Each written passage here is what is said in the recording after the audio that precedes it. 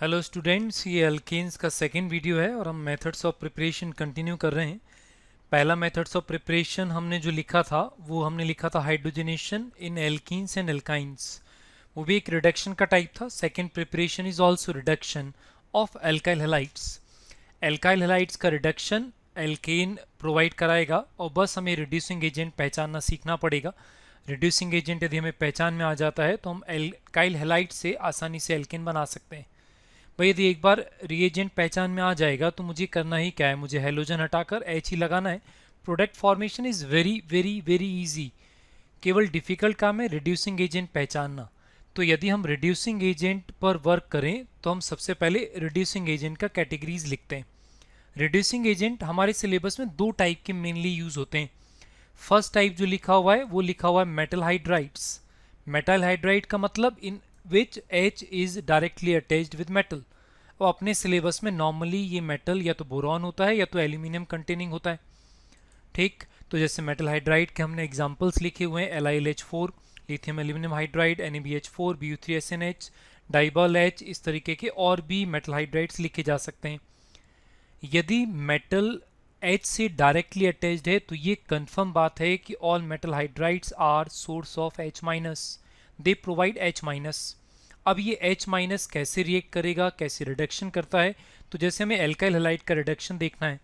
Halogen is more electronegative than carbon, इसलिए R पर आएगा डेल्टा प्लस और हेलोजन पर आएगा डेल्टा माइनस। अब मेटल हाइड्राइड जो H माइनस सप्लाई करेगा, ये माइनस इस प्लस पर अटैक करेगा and bond formation takes place. But carbon can not form 5 bonds, इसलिए इस लिविंग ग्रुप को यहाँ से एक्सपेल कर दिया जाएगा। और यदि ऐसा हुआ तो R से H अटैच हो जाएगा और यहाँ से लिविंग ग्रुप मतलब X माइनस एक्सपेल कर दिया जाएगा। ये इसका मैकेनिज्म है। तो हर metal hydride H minus supply करेगा और H माइनस ही मैकेनिज्म को आगे प्रोसीड कराता है। क्लियर है? अब मेटल हाइड्राइड्स में एक एक करके यदि मैं एग्जांपल डिस्कस करूं तो सबसे पहले सबसे इंपॉर्टेंट वाला लेते हैं और सबसे इंपॉर्टेंट लिखा हुआ है क्या, LiLH4। LiLH4 का मतलब है लिथियम एल्यूमिनियम हाइड्राइड। ठीक है ना? अब इस बात से कभी कंफ्यूज नहीं होना, कभी कभी क्या है एरोपेस को शॉर्ट में लिख देते हैं LAH। क्या लिख देते हैं? LAH। तो LAH का मतलब भी क्या है, लिथियम एल्यूमिनियम हाइड्राइड। और क्या लिखा हुआ है देखो, very very strong reducing agent but unselective. ये सेलेक्टिव नहीं होता, मतलब ये किसी पर्टिकुलर एक फंक्शनल ग्रुप को अफेक्ट नहीं करता, ये एक से ज़्यादा फंक्शनल ग्रुप को अफेक्ट करता है। क्लियर है? अच्छा, LiLH4 की यदि हम बात करें तो LiLH4 का स्ट्रक्चर यदि मैं देखूं तो मैं लिख देता हूं LiLH4। देखो, ये हर प्योर मेटल का टेंडेंसी होता है कि वो स्टेबल कॉन्फ़िगरेशन को गेन करने के लिए इलेक्ट्रॉन लूज करता है। तो यहाँ पर ये जो लिथियम है ये क्या करेगा, इलेक्ट्रॉन लूज करेगा और प्लस कैटाइन के फॉर्म में आ जाएगा और बनेगा क्या, AlH4 माइनस। अब ये जो AlH4 माइनस है ये न्यूट्रल होने के लिए H माइनस को एक्सपेल करता है और बन जाता है क्या, AlH3, और ये न्यूट्रल है, कंपाउंड स्टेबल है। तो देखो मैंने पहले ही बोला है any metal hydride always a source of H minus. अब इंपॉर्टेंट बात ये है कि LiLH4 जो H माइनस सप्लाई करता है that is a very very strong base. ये होता है स्ट्रॉन्ग बेस। और यदि ये स्ट्रॉन्ग बेस है तो यहाँ पर जो सॉल्वेंट यूज होता है वो सॉल्वेंट हमेशा इनर्ट सॉल्वेंट यूज होता है। हम कभी भी एसिडिक एच, एक्टिव एच वाला सॉल्वेंट यूज नहीं कर सकते। सपोज जैसे हम ROH का रिडक्शन करने की कोशिश करें। अब ROH में यहाँ पर डेल्टा प्लस है और इसका मतलब ये वाला H is acidic, any hydrogen having positive charge is acidic in nature. अब यदि इसका रिडक्शन करने के लिए हमने LAH लिया तो LAH लिथियम एल्यूमिनियम हाइड्राइड क्या सप्लाई करेगा, H minus, that is a very strong base and strong base always reacts with acidic H first. इसका मतलब ये H माइनस सबसे पहले इस H प्लस को एब्स्ट्रैक्ट कर लेगा, मतलब बना लेगा H2 और साथ में बनेगा RO माइनस। इसलिए कभी भी हम LiLH4 के साथ पोलर प्रोटिक सॉल्वेंट नहीं लेते। हम ऐसा कोई भी कंपाउंड नहीं लेते जिसमें एसिडिक H है। यदि एसिडिक H रहेगा तो एसिड बेस रिएक्शन हो जाएगा। इसलिए इसमें जो भी सॉल्वेंट यूज होता है वो इनर्ट सॉल्वेंट यूज होता है। अच्छा, ये इंपॉर्टेंट ऑब्जर्वेशन भी है। हमने बोला LiLH4 is a very strong reducing agent and unselective, more than one functional group को रिड्यूस कर सकता है। तो हमें याद रखने लायक बात है कि LiLH4 can not reduce alcohols. Alcohol को रिड्यूस नहीं करता because acid base reaction takes place. Clear है? तो LiLH4 के लिए और क्लियर बातें लिखें। क्लियर अभी हमने बोला LiLH4 is used with inert solvents, ठीक है ना, पोलर प्रोटिक सॉल्वेंट के साथ इसको यूज नहीं करते। फिर कुछ इंपॉर्टेंट ऑब्जर्वेशन लिखा हुआ है, प्राइमरी और सेकेंडरी एल्काइल हैलाइड आपने यदि लिया और उसका रिडक्शन यदि हमने LiLH4 से कराया तो प्रोडक्ट क्या बनेगा, RH। ये तो थ्योरेटिकल पॉइंट हमने पहले ही लिखा हुआ है कि एल्काइल हैलाइड के रिडक्शन से RH बनेगा। इंपॉर्टेंट है ये सेकंड ऑब्जर्वेशन, सेकंड लाइन, ये बड़ा इंपॉर्टेंट है। यदि हम इस बारे में डिस्कस ना करें तो अभी तक तो हमने यही सुना है कि RX का रिडक्शन RH बनाएगा, लेकिन देखो क्या लिखा हुआ है, tertiary RX on reduction with LiLH4 gives what, alkene as major product. Alkene बनेगा लेकिन माइनर प्रोडक्ट बनेगा, बहुत कम अमाउंट में बनेगा। एल्कीन मेजर प्रोडक्ट बनता है, कहने का मतलब एग्जाम्पल में इन्वॉल्व हो जाते हैं। जैसे देखो हमने जो एल्काइल हैलाइड लिखा हुआ है उसमें halogen is directly attached with tertiary carbon, इसका मतलब वो क्या हुआ, टर्शियरी एल्काइल हैलाइड हुआ। अब हमें ये याद रखना पड़ेगा, ऑब्जर्वेशन बेस्ड है ये। यदि मुझे याद नहीं आएगा तो मैं तो RH बनाकर आ जाऊंगा ना, एल्किन बनाकर आ जाऊंगा। तो पहली जरूरी बात, यहाँ का जो आंसर लिखना पड़ेगा, मुझे क्या लिखना पड़ेगा, एल्किन लिखना पड़ेगा। तो मुझे आंसर में ये आंसर लिख के आना पड़ेगा, तो ये आंसर सही। अब रही बात एक्सप्लेनेशन की, तो ऐसा क्यों होता है, तो हम जरा मैकेनिज्म में इन्वॉल्व हो जाते हैं। देखो टर्शियरी RX में ये वाला कार्बन जो है जिस पर डेल्टा प्लस है उस पर 3 एल्काइल ग्रुप प्रेजेंट रहेंगे, इसका मतलब यहाँ पर क्राउड बहुत ज़्यादा रहेगा। अब जब यदि आपने LaH लिया, लिथियम एल्यूमिनियम हाइड्राइड लिया, ये H- का सोर्स बनेगा।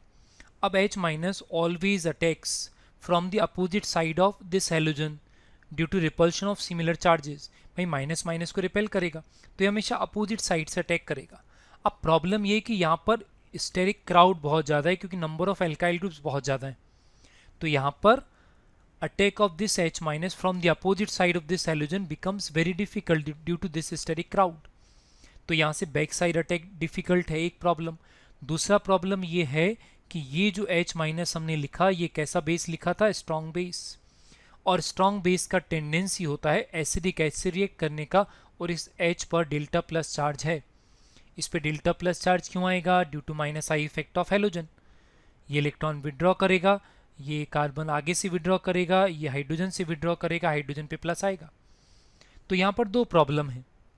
First, back side attack is difficult. Second हम क्या बोल रहे हैं कि यहाँ पर ये वाला H एसिडिक और ये है स्ट्रॉन्ग बेस। तो ये क्या करेगा, इस सबसे पहले इस एसिडिक एसिड रिएक्ट करेगा। तो मैं इस पर नंबर डाल देता हूँ कि नंबर 1 मतलब सबसे पहले ये हुआ। मैकेनिज्म बोलने में आसानी रहेगी, लेकिन हाइड्रोजन 2 बॉन्ड तो नहीं बनाएगा, तो उसको ये वाला बॉन्ड पेयर हटाना पड़ेगा। बॉन्ड पेयर हटाने से कार्बन का एक बॉन्ड कम होगा, तो ये वाला बॉन्ड यहाँ पर शिफ्ट हो जाता है। ये नंबर 2 लिख दे रहा हूँ। नंबर 2 का मतलब पहले ये प्रोसेस हुआ, उसके कारण ये वाला प्रोसेस हुआ। लेकिन ये वाला carbon can not form 5 bonds, तो ये क्या करेगा, लिविंग ग्रुप के यहाँ से एक्सपेल कर देगा। और यदि ऐसा हुआ तो जो प्रोडक्ट बनेगा वो एल्कीन बनेगा।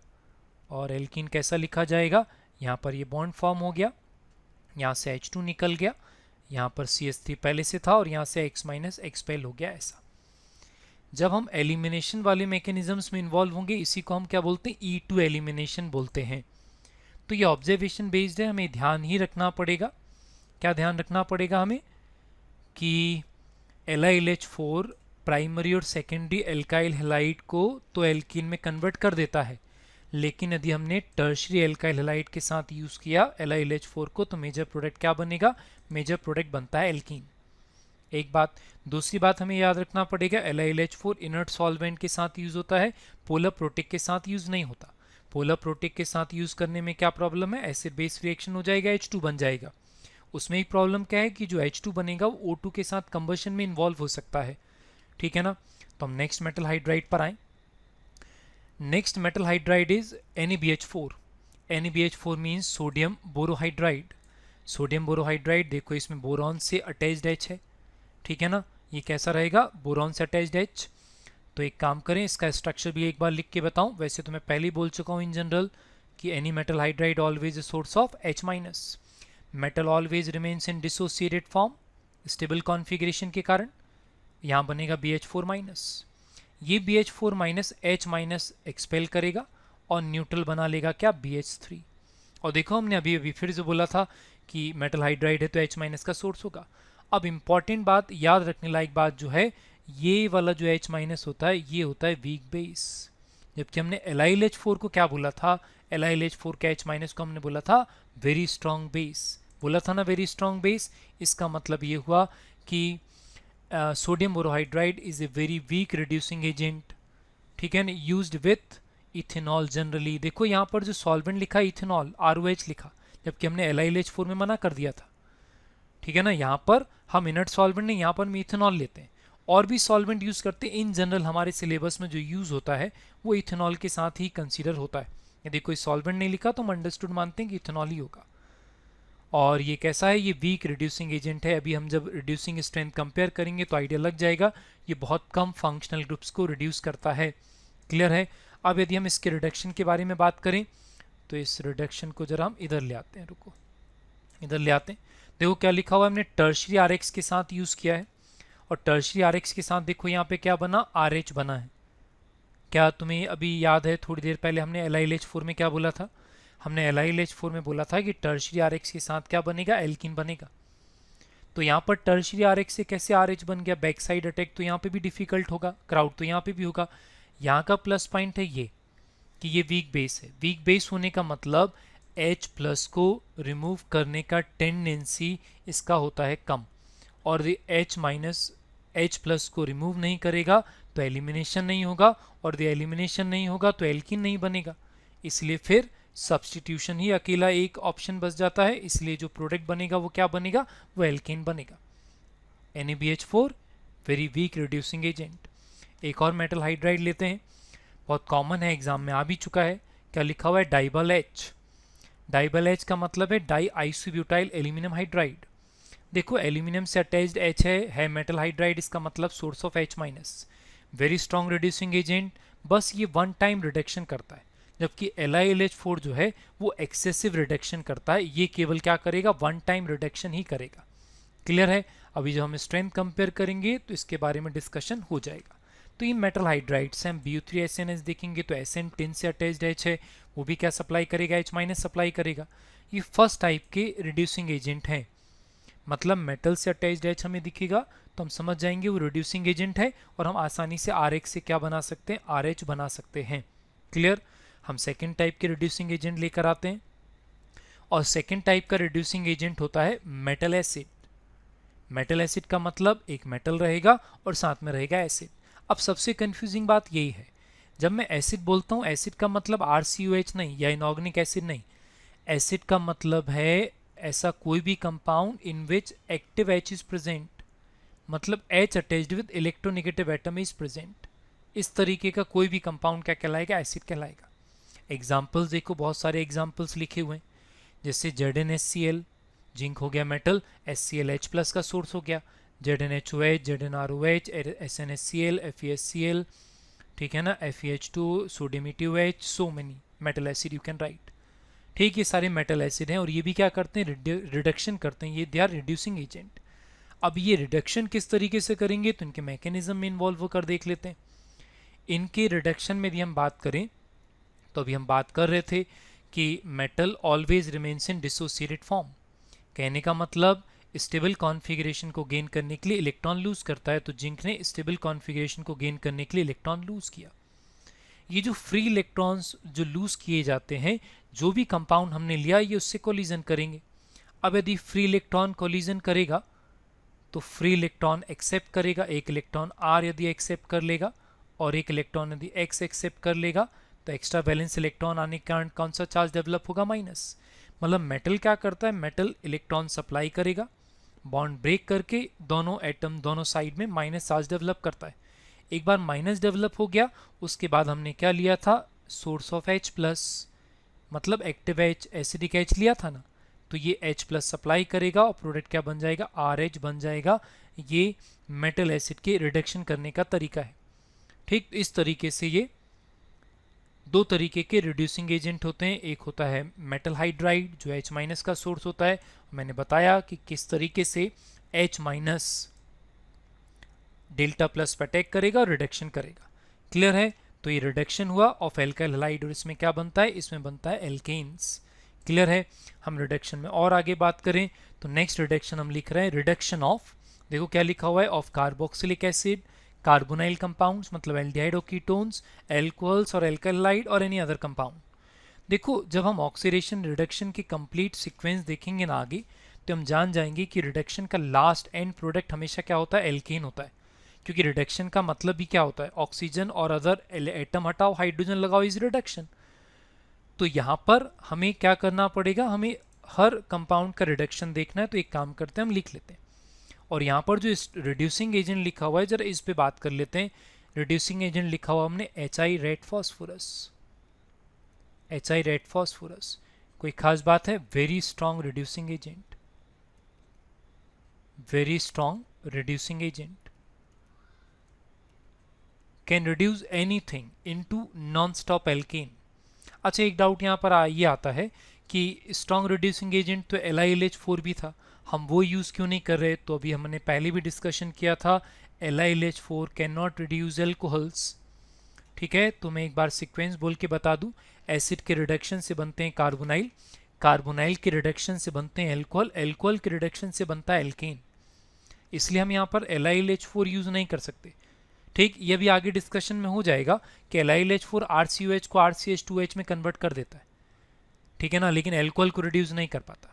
आगे बात कर लेंगे, अभी तो फिलहाल HI रेड फॉस्फोरस यदि दिखेगा, तो यदि HI रेड फॉस्फोरस दिखेगा तो मुझे क्या करना है, मुझे नॉन स्टॉप क्या बनाना है, एल्केन, करेस्पॉन्डिंग एल्केन। मतलब जितने कार्बन लेफ्ट साइड में उतने कार्बन का एल्केन में बना दूंगा ऐसे, उतने कार्बन का एल्केन में बना दूंगा ऐसे। तो एक्चुअली तुम्हें लग रहा होगा कि मैंने 4 रिएक्शन लिखे हैं, नहीं, मैंने एक ही लाइन को 4 बार डिफरेंट अलग अलग कंपाउंड में बोला। मैंने यही बोला कि HI रेड फॉस्फोरस किसी के भी सामने लिखोगे तो वो क्या करेगा, वो नॉन स्टॉप क्या बनाएगा, एल्केन बनाएगा।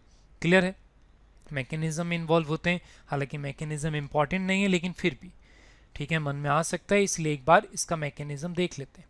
इसका जो एक्चुअल प्रोसेस होता है, ये एल्काइल हैलाइड में भी बहुत कॉमन है कि किसी भी HX का रिएक्शन जब हम ROH से कराते हैं तो H2 रिमूव हो जाता है और बनता है RX। इसमें भी यही होता है कि HI जब रिएक्ट करता है सबसे पहले बनता है RI, ठीक है ना, और ये जो HI है O2 से रिएक्ट करके बनता है I2 प्लस H2। जो फॉस्फोरस लिया है वो बनाता है PI3, PI3 वाटर से रिएक्ट करके बनाता है H3PO3, ठीक है ना। वैसे H3PO3 अपने आप में रिड्यूसिंग एजेंट होता है, ठीक है ना, लेकिन फिर भी ये जो H2 है HI से रिएक्ट करेगा और बनाएगा H3 प्लस I माइनस, जो फाइनल रिएक्शन होता है एल्काइल आयोडाइड बनने के बाद वो ये। ठीक, इसका मतलब ये है कि यदि ये मैकेनिज्म, इसका मतलब रिडक्शन के लिए फॉर, मतलब मैं क्या लिख दूं, HI can reduce compounds with at least 1 OH, या तो 1 OH है या प्रोसेस के दौरान बन जाता है, उनको ये रिड्यूस कर देता है। ठीक, और ये हेलो एल्केन्स को भी रिड्यूस करता है, हेलो एल्केन्स को भी रिड्यूस करता है। देखो RI को रिड्यूस करके RH बनाया ना ये। ठीक, तो ये कम से कम एक OH वाले कंपाउंड को रिड्यूस करने के लिए यूज होता है ये वाला reducing agent. Very strong reducing agent, exam में आ चुका है ये। और एग्जाम में आया हुआ यदि क्वेश्चन हम लिखें तो एग्जाम में आया हुआ क्वेश्चन था ये। ठीक, और इसका जो प्रोडक्ट पूछा हुआ था तो हमें क्या करना है, वेरी स्ट्रॉन्ग रिड्यूसिंग एजेंट, तो हमें क्या करना था, हमें करना है नॉन स्टॉप एल्केन बनाना है। तो हमें टोटल कार्बन काउंट करने, टोटल कार्बन कितना है इसमें 6, इसका मतलब इसका आंसर क्या हो जाएगा, इसका आंसर हो जाएगा N-हेक्सेन। ठीक, इस तरीके से हम HI रेड फॉस्फोरस को यूज करके क्या बना सकते हैं, HI रेड फॉस्फोरस को यूज करके हम अल्कीन बना सकते हैं। हम कार्बोनाइल कंपाउंड भी ले सकते हैं, एल्डिहाइड, कीटोन, एल्कोहल ले सकते हैं, हम कार्बोक्सिलिक एसिड ले सकते हैं, उससे फर्क नहीं पड़ता। क्लियर है। अब यदि हम इस टाइप के और रिडक्शन में स्टडी करें तो हम थोड़े और रिड्यूसिंग एजेंट डिफरेंट लेके आते हैं। एक और बड़ा इंपॉर्टेंट कार्बोनाइल कंपाउंड, देखो रिडक्शन का सीक्वेंस अब हो गया है फिक्स। ये कंफर्म है कि कार्बोक्सिलिक एसिड का रिडक्शन क्या बनाएगा, कार्बोनाइल, कार्बोनाइल का रिडक्शन क्या बनाएगा, कार्बोनाइल का रिडक्शन बनाता है एल्कोहल। और ये कंफर्म है कि एल्कोहल का रिडक्शन क्या बनाएगा, एल्कोहल का रिडक्शन बनाएगा एल्कीन। अब रिड्यूसिंग एजेंट अलग अलग आएंगे तो नेम रिएक्शन अलग अलग बनेगा, और क्या। जैसे जो लिखा हुआ है क्लेमेंसन रिडक्शन लिखा हुआ है, वेरी इंपॉर्टेंट। क्लेमेंसन रिडक्शन में एल्डिहाइड और ketones when reduced with ZnHgHCl zinc amalgam with HCl, जो बनेगा वो एल्केन बनेगा। मतलब ये रिड्यूसिंग एजेंट कार्बोनाइल ग्रुप को CH2 ग्रुप में कन्वर्ट कर देता है और ये एल्डिहाइड कीटोन दोनों के लिए एप्लीकेबल है। हमें क्या करना पड़ेगा, बस पहचानना सीखना है। ZnHgCl दिखेगा तो मैं क्या करूँगा, मैं कार्बोनाइल कंपाउंड को करेस्पॉन्डिंग एल्केन में कन्वर्ट कर दूंगा। एल्डिहाइड होगा तो भी और कीटोन होगा तो भी, इस तरीके से प्रोडक्ट बना दिए जाएंगे। ठीक, तो नेम्ड रिएक्शन है, याद ही रखना पड़ेगा। कोई अलग से इंपॉर्टेंट बात तो नहीं बोली मैंने तो यही बोला ना कि रिडक्शन ऑफ कार्बोनाइल कंपाउंड क्या देगा, रिडक्शन ऑफ कार्बोनाइल कंपाउंड देता है क्या, एल्कीन्स। पहले एल्कोहल आएगा फिर एल्कीन आएगा, ये अपन पहले भी बात कर रहे थे। तो इस तरीके के एक और नेम्ड रिएक्शन लिखें, इससे कहीं ज़्यादा इंपॉर्टेंट वोल्फ किश्नर रिडक्शन, ये क्लेमेंसन रिडक्शन से कहीं ज़्यादा इंपॉर्टेंट है। ठीक, तो चलो बात करते हैं इसमें वोल्फ किश्नर रिडक्शन में। नेम्ड रिएक्शन है, रिएजेंट्स हमें याद रखने होते हैं। एल्डिहाइड और कीटोन रिडक्शन किससे होता है, हाइड्रोजन प्लस बेस। अब देखो यहाँ पे ये इंपॉर्टेंट बात है, जनरली जो बेस यूज होता है, बेस यूज में होगा NaOH और KOH, ये बेस होते हैं। लेकिन सबसे कंफ्यूजिंग होता है, कभी कभी बेस लिखा हुआ आ जाता है RO माइनस टाइप, तो ये क्लिक नहीं करता, ये पहचान में नहीं आता। तो इसका खास ख्याल रखेंगे, यदि NH2 के साथ में RO माइनस आ जाता है तो भी हम क्या मानेंगे, बेस, और इससे क्या बनेगा, एल्केन। ये रिएजेंट भी क्या करेगा, C डबल बॉन्डो को किस में कन्वर्ट कर देगा, CH2 में कन्वर्ट कर देगा। और एक कार्बोनाइल कंपाउंड एल्डिहाइड कीटोन दोनों के लिए है। और एल्डिहाइड और कीटोन देखो, ये एल्डिहाइड को भी रिप्रेजेंट कर रहा है, ये कीटोन को भी रिप्रेजेंट कर रहा है। मैंने एक ही बार लिखा है, R1 की जगह मैं H लिखूंगा तो एल्डिहाइड कहलाएगा और नहीं लिखूंगा तो कीटोन कहलाएगा। तो मुझे क्या करना है, मुझे करेस्पॉन्डिंग एल्केन बना देना है। इस तरीके से ये प्रोडक्ट बनाता है। ये इंपॉर्टेंट क्यों है क्लेमेंशन से, ये है इंपॉर्टेंट बात।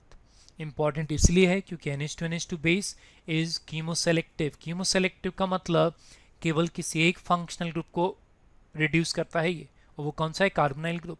क्लियर लिखा हुआ है, only for aldehyde and ketones. NH2NH2 base can not affect any other functional group except carbonyl group, ये हमें ध्यान रखना पड़ेगा। क्लियर है, ये केवल एल्डिहाइड कीटोन को रिड्यूस करता है, दूसरे किसी भी फंक्शनल ग्रुप को ये अफेक्ट नहीं करता। ठीक, रही बात मैकेनिज्म की, तो मैकेनिज्म इंपॉर्टेंट तो नहीं है, लेकिन फिर भी एक बार देख लेते हैं। मैकेनिज्म में एक स्टेप में थोड़ा स्पीड से लिख दूं, कंडेंसेशन वाला पार्ट, ये एल्डिहाइड कीटोन का रिएक्शन है, वहाँ पर डिटेल में एक्सप्लेन करेंगे अपन। न्यूक्लियोफिलिक एडिशन के बाद एलिमिनेशन होता है, तो मैं डायरेक्ट ये वाला पोर्शन निकाल देता हूँ H2। और ये हमने ज्योमेट्रिकल आइसोमेरिज्म में भी देखा था, जब हमने ऑक्साइम्स बनाए थे तब इस तरीके से देखा था, बस वहाँ पे NH2OH होता था। तो यहाँ पर जो बन जाएगा वो बन जाएगा यहाँ पर NH2 ऐसा, इसको बोलते हैं हाइड्राजीन। अब यदि ध्यान से देखें तो यहाँ पर इलेक्ट्रोनेगेटिव एटम है, तो यहाँ डेल्टा माइनस आएगा और यहाँ पर आएगा डेल्टा प्लस। अब यहाँ पर जब तुमने बेस यूज़ किया ना, जैसे सपोज मैंने KOH बहुत जनरल है तो मैंने OH माइनस लिया, बेस क्या करेगा, base will abstract this acidic H from this nitrogen. और यदि यहाँ से ये वाला H एब्स्ट्रैक्ट किया गया तो मैं यहाँ लिख देता हूँ, वहाँ स्पेस कम हो रहा है, तो यहाँ पर जो बनेगा वो बनेगा कुछ ऐसा। यहाँ पर डबल बॉन्ड N और यहाँ पर आएगा N माइनस, वो बनेगा H, ऐसा बनेगा। अभी जो माइनस है कॉन्जुगेशन में, माइनस कॉन्जुगेशन में तो ये रेजोनेंस में इन्वॉल्व होगा, ये वाला माइनस इस कार्बन पे ट्रांसफर हो जाएगा। अब यदि इस कार्बन पे ये माइनस ट्रांसफर होता है तो मैं यहाँ लिख कर बताऊँ, यदि इस कार्बन पे माइनस ट्रांसफर हो गया तो ये बनेगा ऐसे, और यहाँ पर N डबल बॉन्ड NH बनेगा ऐसे। अब जो बेस H को लेकर गया है उस H पर डेल्टा प्लस रहेगा, जैसे मैंने क्या लिया था OH माइनस, तो H2 बनेगा। तो ये माइनस उस H प्लस को एब्स्ट्रैक्ट कर लेगा और क्या बना लेगा, यहाँ पर H आ जाएगा और ये बन जाएगा कुछ ऐसा, N डबल बॉन्ड NH। ये वाला H अभी भी एसिडिक है। सिमिलर प्रोसेस वापस से यहाँ पे रिपीट होगा, बेस B माइनस या OH लिख सकता हूँ, ये इस H प्लस को फिर एब्स्ट्रैक्ट करेगा, फिर वहाँ पे नेगेटिव चार्ज आएगा, इस तरीके से लिखना पड़ेगा।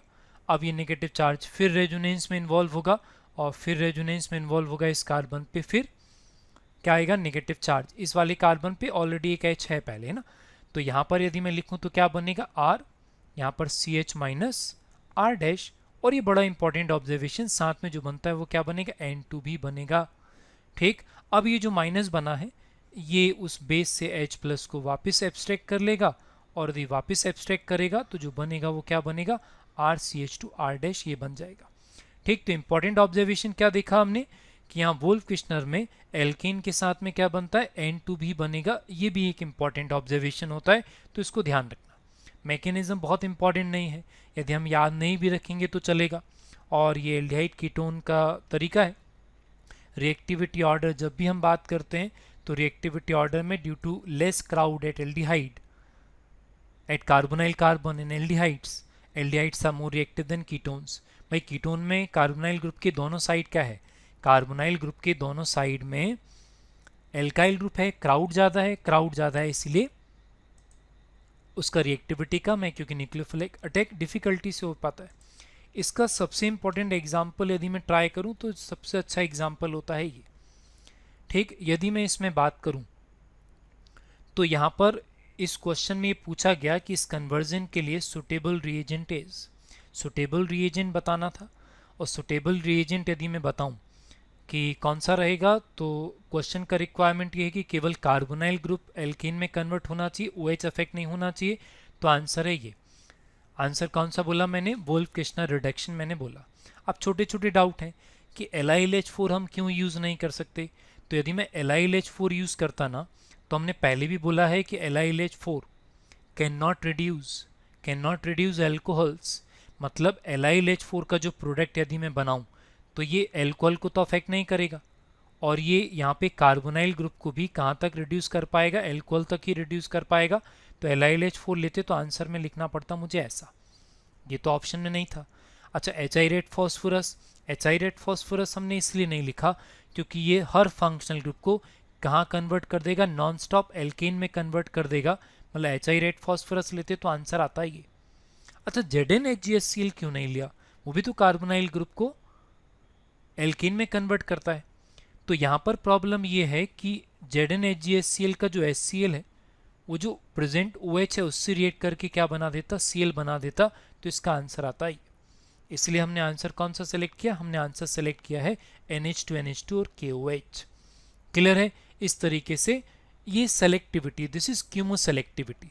कीमोसेलेक्टिविटी का मतलब एक रिड्यूस होगा, दूसरा ग्रुप रिड्यूस नहीं होता। क्लियर है। अब जब कीमोसेलेक्टिविटी की बात आई है, ये बड़ा कंफ्यूजिंग, सबसे इंपॉर्टेंट पोर्शन यही है इस वीडियो का, रिडक्शन वाले वीडियो का। अब जरा इस लिस्ट को बहुत ध्यान से ऑब्जर्व करते हैं और बस डिस्कशन वाली बातें। देखो, रिडक्शन मैंने पूरे सिलेबस का कंप्लीट लिखा है, और अपने सिलेबस में जो सबसे कॉमन रिड्यूसिंग एजेंट यूज होते हैं 4, हमने वो लिखे हुए हैं। ठीक, और इनमें ज़रा ध्यान से देखें, बात करते हैं। इसमें यदि हम बात करें तो रिडक्शन के प्रोडक्ट्स देख लेते हैं। सबसे पहले लिखा हुआ है एल्डिहाइड, और एल्डिहाइड का रिडक्शन प्रोडक्ट क्या बनेगा, एल्कोहल बनेगा। ठीक, और ये रिडक्शन देखो LiLH4 करता है, और NaBH4 ETOH करता है, डाइबल H भी करता है, BH3 THA भी करता है, इसको बोरेन बोलते हैं। और एक गैसियस फॉर्म में B2S6 भी लिखा रहता है, डाइबोरेन के फॉर्म में भी लिखा रहता है। यहाँ पे कीटोन लिखा हुआ है, कीटोन को एल्कोहल सब कन्वर्ट करते हैं। इंपॉर्टेंट ऑब्जर्वेशंस हैं, एसिड क्लोराइड का वन टाइम रिडक्शन करेंगे तो एल्डिहाइड बनेगा, एक्सेसिव करेंगे तो एल्कोहल बनेगा। ठीक है ना, क्योंकि कार्बोनाइल बनने के बाद वो एल्कोहल में कन्वर्ट हो जाएगा। LiLH4 you can use, NaBH4 you can use, DIBAL H करता है, BH3 नहीं करता, इंपॉर्टेंट है, ध्यान रखना। इपॉक्साइड मतलब ईथर को एल्कोहल में कन्वर्ट, देखो NaBH4 अब निगेटिव आना चालू हुआ। NaBH4 पूरी लिस्ट में निगेटिव जाएगा। NaBH4 is a very weak reducing agent, तो ये ध्यान रखना पड़ेगा कहाँ पर यूज होता है, कहाँ पर नहीं होता। हम ऑन द स्पॉट डिसाइड नहीं कर पाएंगे। इपॉक्साइड को एल्कोहल सारे करते हैं, NaBH4 नहीं करता। ईस्टर को एल्कोहल देखो LiLH4 करता है, NaBH4 नहीं करता। अब यहाँ पर इंपॉर्टेंट बात आती है, एक्सेप्शंस की बात नहीं कर रहे हैं। NaBH4 can reduce phenyl esters. सुन रहे मैं क्या बोल रहा हूँ, फिनाइल ईस्टर्स को, ईस्टर को NaBH4 एल्कोहल में रिड्यूस कर सकता है, नॉर्मल ईस्टर को नहीं कर पाता। डाइबल H रिड्यूस कर सकता है, और बोरेन वाला जो है रिड्यूस करता है लेकिन बहुत कम, ना के बराबर, बहुत स्लो होता है रिएक्शन, इसलिए निगेटिव ही लिखना ज़्यादा एडवाइजेबल है ईस्टर के केस में। ये इंपॉर्टेंट है, एसिड अपने सिलेबस में बहुत ज़्यादा यूज़ होना है एसिड को। एसिड का रिडक्शन एल्कोहल में LiLH4 करता है, NaBH4 नहीं करता, वेरी इंपॉर्टेंट। डाइबल H कर देता है, और बोरेन भी करता है। बोरेन एक्चुअली एसिड को एल्कोहल में कन्वर्ट करने के लिए यूज़ होता है। यहाँ पर ध्यान देखें तो एमाइड नहीं लिखा है, डाई सब्स्टिट्यूटेड एमाइड लिखा है, क्योंकि एमाइड लेते तो एसिड बेस रिएक्शन डोमिनेट कर सकता था। अब यहाँ पे देखो, नॉर्मली कुछ रिएजेंट एमीन भी बनाते हैं, और कुछ NR2 को हटा के कार्बोनाइल भी बनाते हैं। LiLH4 एमीन बनाता है, लो टेम्परेचर पे कार्बोनाइल भी बना लेता है, अभी हम लिस्ट में बात कर लेंगे। फिर यहाँ पे बात करें तो NaBH4 नहीं करता रिड्यूस, बाकी करते हैं। साइनाइड में देखो NaBH4 नहीं करता, बाकी सारे करते हैं। डबल बॉन्ड में देखना ज़रा एक बार, डबल बॉन्ड में केवल बोरेन करता है। डबल बॉन्ड में मेटल हाइड्राइड यूज़ नहीं होते। मेटल हाइड्राइड यूज़ क्यों नहीं होते? मेटल हाइड्राइड यूज़ ना होने का रीज़न क्योंकि वो H- सप्लाई करेगा, और H- का मतलब न्यूक्लियोफिलिक, और मल्टीपल बॉन्ड भी क्या है? इलेक्ट्रॉन रिच, और इलेक्ट्रॉन रिच डेफिशिएंट से रिएक्ट करता है, रिच से रिएक्ट नहीं करता। इसलिए जो मेटल हाइड्राइड्स हैं वो डबल बॉन्ड को रिड्यूस नहीं कर पाते। क्लियर है? इन बातों को हम इस तरीके से भी समझ सकते हैं। इस चार्ट को हम थोड़ा सा जूम करें, ये भी बढ़िया चार्ट है ऑब्जर्वेशन के लिए। ऑब्जर्वेशन में देखो क्लियर लिखा हुआ है, एडवाइजेबल ये है कि आप क्या करो, आप वीडियो पॉज करके इसका स्क्रीनशॉट ले लेना। स्क्रीनशॉट लेने के बाद जितनी बार ऑब्जर्व करेंगे उतने ऑब्जर्वेशन इंपॉर्टेंट बनेंगे। देखो एमाइड में तो कुछ यूज़ नहीं होता, एल्डिहाइड को जहाँ पे रेड है वहाँ पे रिडक्शन करते हैं। ग्रीन वाले में रिड्यूस्ड स्लोली लिखा है, ब्लैक वाले में नॉट यूजुअली रिड्यूस्ड, ब्लैक वाले में नहीं लेते। रेड वाला करते हैं, ग्रीन वाला स्लो होता है, और ब्लैक वाले में नहीं करते। जो हमने लिस्ट में लिखा वही है, बस इसमें इंपॉर्टेंट बात देखने लायक ये है।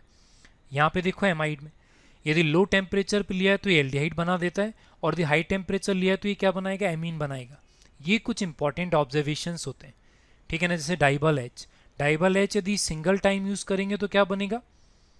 सिंगल टाइम यूज़ करेंगे तो कार्बोनाइल बनेगा, लेकिन यदि एक्सेसिव यूज़ करेंगे तो कार्बोनाइल से किस में बदल जाएगा? कार्बोनाइल से वो एल्कोहल में कन्वर्ट हो जाएगा। तो ये इंपॉर्टेंट ऑब्जर्वेशंस हैं, इसका स्क्रीनशॉट लेके एक बार बार जरूर देखना, क्योंकि ये बड़ा कन्फ्यूजिंग होता है लोगों को। फिर और थोड़े कन्फ्यूजिंग बातों पर आते हैं। अब हमने लिस्ट में लास्ट में तुमसे यही बोला कि metal hydride can not reduce double bond, क्योंकि हमने बोला इलेक्ट्रॉन रिच को रिपेल करता है, ठीक है ना। लेकिन इन स्ट्रक्चर्स में कुछ खास बात है कि यहाँ पर ये अल्फा और बीटा के बीच में प्रेजेंट है। अल्फा और बीटा हमने नॉमेनक्लेचर में पढ़ा था, ग्रुप के कॉन्जुगेशन में है ये, और जब कॉन्जुगेशन में है तब यदि हम ऑब्जर्वेशन लिखेंगे तो यहाँ पर जो प्रोडक्ट बनेगा, यहाँ पर देखें मैं बॉन्ड लाइन स्ट्रक्चर में यदि मैं लिख दूँ तो यहाँ पर जो रिडक्शन का प्रोडक्ट लिखोगे वो रिडक्शन का प्रोडक्ट है ये, और ये डबल रिडक्शन है। देखो डबल बॉन्ड भी रिड्यूस हो गया और कार्बोनाइल भी रिड्यूस हो गया। लेकिन जब मैं LiLH4 में लिखूंगा ना तो इसका जो प्रोडक्ट बनेगा ना, कार्बोनाइल तो रिड्यूस हो जाएगा लेकिन डबल बॉन्ड रिड्यूस नहीं होता। हम इसके बारे में डिस्कशन करने वाले हैं। लेकिन पहला इंपॉर्टेंट बात यह है कि NaBH4 ने भी डबल बॉन्ड को रिड्यूस कैसे कर दिया, जबकि वहाँ पर डबल बॉन्ड इलेक्ट्रॉन रिच था। तो इम्पॉर्टेंट बात यह है कि अल्फा बीटा के बीच में आने से ये आया कॉन्जुगेशन में, और कॉन्जुगेशन के कारण क्या होगा? कॉन्जुगेशन के कारण जो डेल्टा प्लस अमाउंट है, डेल्टा प्लस कहाँ शिफ्ट हो जाएगा? देखो यदि कॉन्जुगेशन नहीं होता तो यहाँ पर डेल्टा माइनस होता और यहाँ डेल्टा प्लस होता, लेकिन यहाँ का डेल्टा प्लस कॉन्जुगेशन के कारण यहाँ पर डेवलप हो जाएगा, इसलिए न्यूक्लियोफाइल यहाँ पर अटैक करने लगेगा। तो इसको हम दो तरीके से स्टडी करते हैं। देखो यदि यहाँ पर डेल्टा प्लस है तो यहाँ पर भी अटैक होगा, और नो डाउट डेल्टा प्लस कुछ अमाउंट तो यहाँ पर भी रहेगा। तो यदि यहाँ पर अटैक हुआ तो रिलेटिवली 1,4 एडिशन, रिलेटिव पोजीशन के अकॉर्डिंग 1,4 एडिशन बोलते हैं, और यदि डायरेक्ट एडिशन हुआ इधर पे हुआ तो 1,2 एडिशन बोलते हैं। अब हमें कैसे मालूम चलेगा कि हमें 1,2 एडिशन करना है कि 1,4 एडिशन करना है? ये किसी एक फैक्टर पे डिपेंड नहीं करता। यदि तुम्हें लगता है एक फैक्टर पे डिपेंड करता है तो बिल्कुल भी नहीं, ये बहुत सारे फैक्टर हैं। देखो फर्स्ट लिखा है कंडीशन ऑफ द रिएक्शन, ये कंडीशन पे डिपेंड करता है।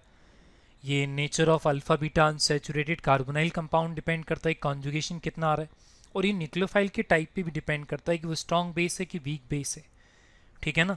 तो अलग अलग कंडीशंस में अलग अलग टाइप के प्रोडक्ट बनते हैं। यदि मैं कुछ प्रोडक्ट का आइडिया दूं तो कुछ इंपॉर्टेंट प्रोडक्ट फॉर्मेशन में इन्वॉल्व होते हैं, जैसे ये वाला एग्जाम्पल देखो। अब जैसे हमने NaBH4 लिखा, अब क्या देखो दोनों दो रिएक्शन लिखा हुआ है, एक लेफ्ट साइड में और एक राइट साइड में।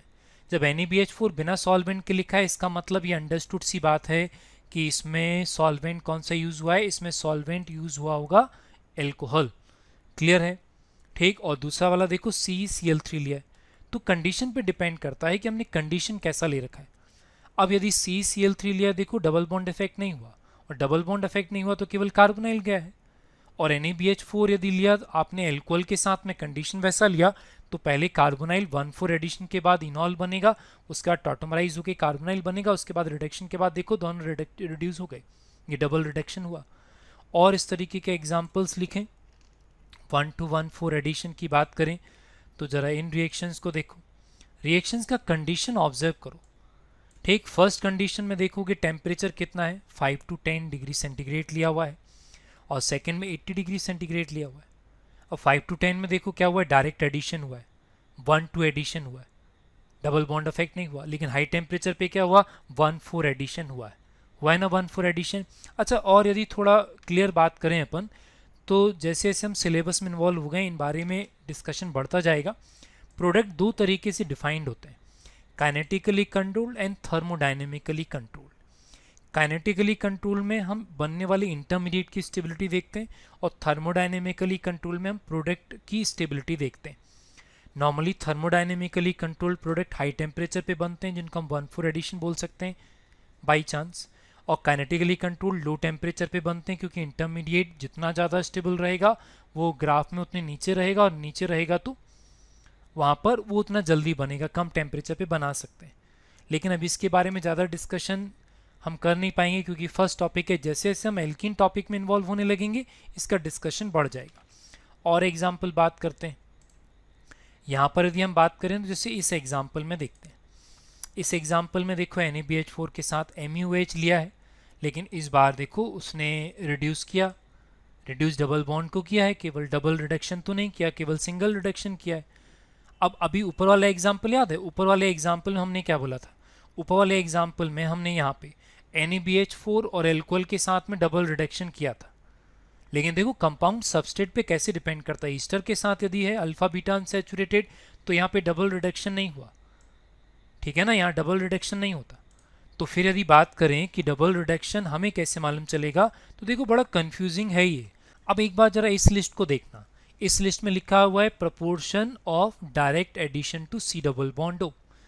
Direct addition C double bond O में ये सबसे पहले एसिड क्लोराइड में डायरेक्ट एडिशन 1,2 एडिशन सबसे ज़्यादा होता है, फिर अल्फा बीटा अनसैचुरेटेड कार्बोनाइल लिखा है, फिर कीटोन लिखा है, फिर ईस्टर लिखा है, फिर एमाइड। ईस्टर कहाँ पे देखो लास्ट में ना, इसलिए यहाँ पर ईस्टर में डायरेक्ट एडिशन ना होके क्या हुआ, 1,4 एडिशन हुआ। भाई डायरेक्ट एडिशन होता तो ईस्टर पे अटैक होता ना, ठीक है। तो ये थोड़ा कंफ्यूजिंग है, ये ध्यान रखना पड़ेगा। और एग्जाम्पल्स में बात करें, जैसे इन एग्जाम्पल्स में देखें, सबस्ट्रेट चेंज होने पर ऑब्जर्वेशंस अलग अलग टाइप के हैं, और ऑब्जर्वेशन में देखेंगे, जैसे फर्स्ट वाला ऑब्जर्वेशन देखें, दैट इज सिनामाइल एल्डिहाइड, ठीक है ना, सिनामाइल ग्रुप है वो, उस सिनामाइल ग्रुप देखेंगे तो NaBH4 ने अफेक्ट नहीं किया, जबकि हमने ऊपर देखो NaBH4 E2H लिया था तो हमने डबल बॉन्ड को रिड्यूस कर दिया था। ईस्टर में हमने 1,4 एडिशन किया था, इसमें नहीं करते, डायरेक्ट एडिशन हुआ है। तो ये एक्सेप्शनल मान के याद कर सकते हैं अपन सिनामाइल ग्रुप। नॉर्मल में देखो, नॉर्मल में तो हम 1,4 एडिशन करते हैं, इसमें तो 1,4 एडिशन नहीं किया। तो यदि हम सिनामाइल ग्रुप की बात करें तो जरा सिनामाइल ग्रुप की थोड़ा डिस्कशन कर ही लेते हैं। देखो ये सिनामाइल ग्रुप है, सिनामाइल ग्रुप वेरी इंपॉर्टेंट, और ये हमें एक्सेप्शनल मान के याद ही रखना पड़ेगा, क्योंकि इनमें अभी तक के सारे ऑब्जर्वेशन अलग हैं और इस सबस्ट्रेट पे डिपेंड कर। देखो एक फैक्टर हो तो मैं एक फैक्टर डायरेक्टली क्लियरली लिख दूं कि ये देखना है मुझे, इससे मुझे मालूम चल जाएगा कि 1,2 एडिशन करना है कि 1,4 एडिशन। अब देखो NaBH4 ने डायरेक्ट एडिशन किया, 1,4 एडिशन नहीं किया, डबल बॉन्ड को रिड्यूस नहीं किया, वैसे करता है एल्कोहल की प्रेजेंस में। जबकि LiLH4 डबल बॉन्ड को रिड्यूस नहीं करता, लेकिन देखो सिनामाइल ग्रुप में यहाँ पे रिड्यूस किया है। तो हमें ये चीज़ें याद ही रखनी पड़ेंगी, वेरी वेरी इंपॉर्टेंट। इस वीडियो को जितनी बार देखेंगे, लिस्ट जो हमने बनाए हुए हैं, जो वीडियो में आए हैं, उनका स्क्रीनशॉट लेके उनको बार बार ऑब्जर्व करना। Thank you.